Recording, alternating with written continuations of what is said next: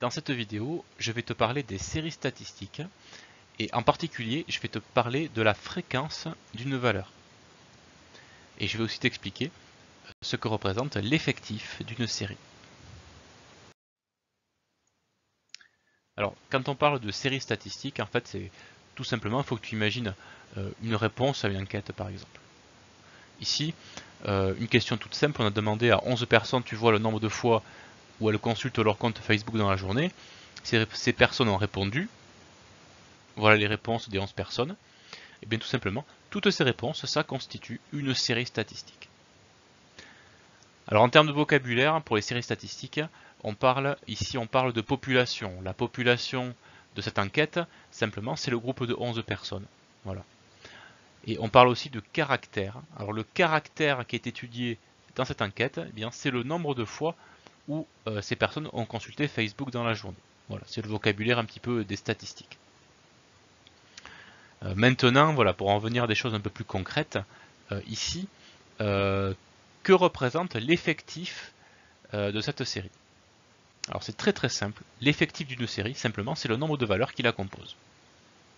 Donc l'effectif de cette série ici, tout simplement, c'est 11, puisqu'il y a 11 valeurs dans la série. Donc tu vois, c'est très très simple. Après, on peut essayer de s'intéresser à certaines réponses dans la série. Par exemple, la réponse 2 fois. Les personnes qui ont été voir 2 fois leur compte Facebook dans la journée. Tu vois que la réponse 2 est revenue plusieurs fois.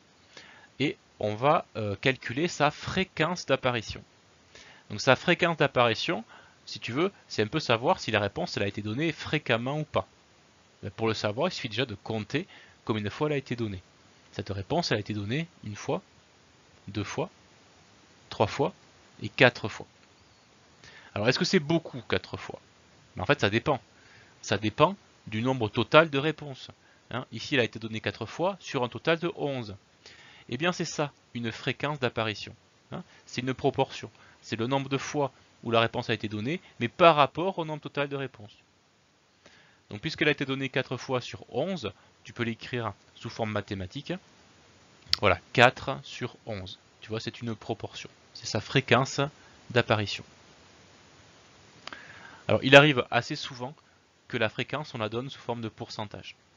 Donc c'est très simple, si tu veux l'avoir sous forme de pourcentage, bien ici tu as un quotient.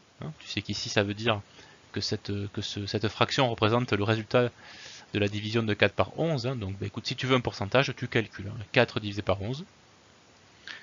Donc ça te donne à peu près 0,36. En fait, l'écriture décimale, enfin il n'y a pas d'écriture décimale, ça se termine jamais en fait ici. Je t'ai mis un arrondi. Et ce 0,36 en fait, en pourcentage, ici ton 0 c'est ton chiffre des unités, ton 3 c'est ton chiffre des dixièmes, ton 6 c'est ton chiffre des centièmes. Donc là ici tu as écrit 36 centièmes. 36 centièmes ça veut dire 36%. Donc en fait on vient de calculer, on vient de déterminer que la réponse 2 a été donnée dans 36% des cas. Alors on peut faire un deuxième exemple assez rapide pour vérifier que tu as bien compris. Donc voilà la nouvelle question à l'enquête. Et voici les réponses obtenues. Alors l'effectif de cette série c'est bien sûr 210. La population de la série c'est le groupe de 210 personnes. Et le caractère étudié c'est le réseau social préféré de ces personnes.